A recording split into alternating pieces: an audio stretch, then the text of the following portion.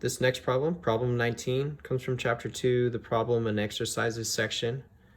And this problem reads, assume that an intercontinental ballistic missile goes from rest to a suborbital speed of 6.5 kilometers a second in 60 seconds.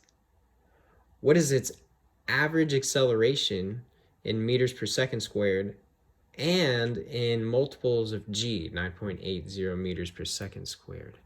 So, okay, let's see what we're given. We're given the following. We're told that we have this intercontinental, we have this missile. We have this missile that goes into this suborbital speed, this final speed of 6.50 kilometers per second. And it goes to that from rest. So the initial speed is 0.00. We can keep it at kilometers per second, that's fine. So we have this. And it does all this in 60 seconds. So it wants it in meters per second. It asks us what's the average acceleration in meters per second squared.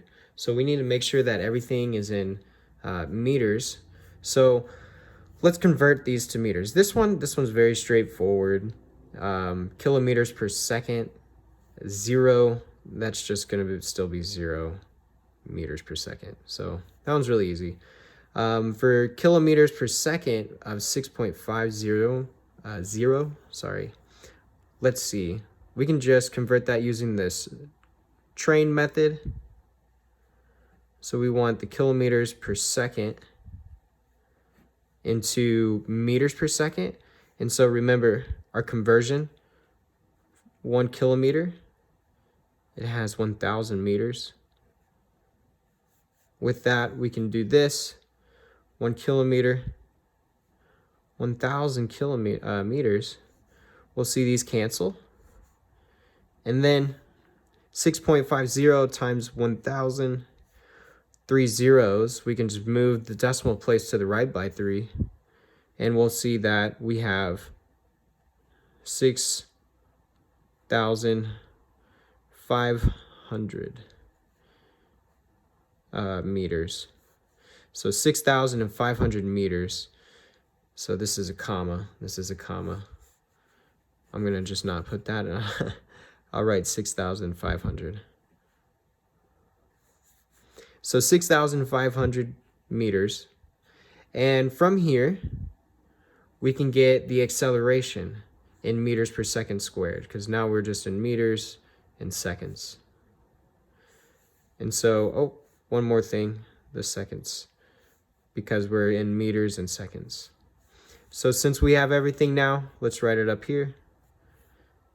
6,500 meters per second.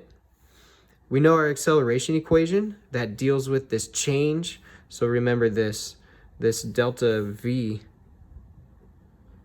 is equal to V sub F minus V sub naught. Since we have these two components, V sub F and V sub naught, we can use our acceleration equation that's equal to this, the average acceleration, which is equal to this delta V over delta T. We have a delta T, 60 seconds, and then we have this delta V. So we just plug in our values, and delta V is V sub F minus V sub 0, so 6,500 meters per second minus 0.00 meters per second divided by this 60 seconds. So this simplifies further down to just 6,500 meters per second divided by 60.0 meters per second. If you wanted to go further into the simplification, we can cancel out this 0 here and this 0 here.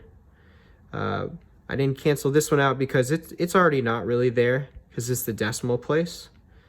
And we can imagine there's another decimal place considering that. So these simplify so that we have this meters per second divided by 6.0 meters per second. And then this gives us a final answer of 108 meters per second squared. So we have 108 meters per second squared. And this here is part A, or I guess part A. It wants us also to give it in multiples of G. And if we wanted to give it in multiples of G, then all we have to do is just divide this value by G.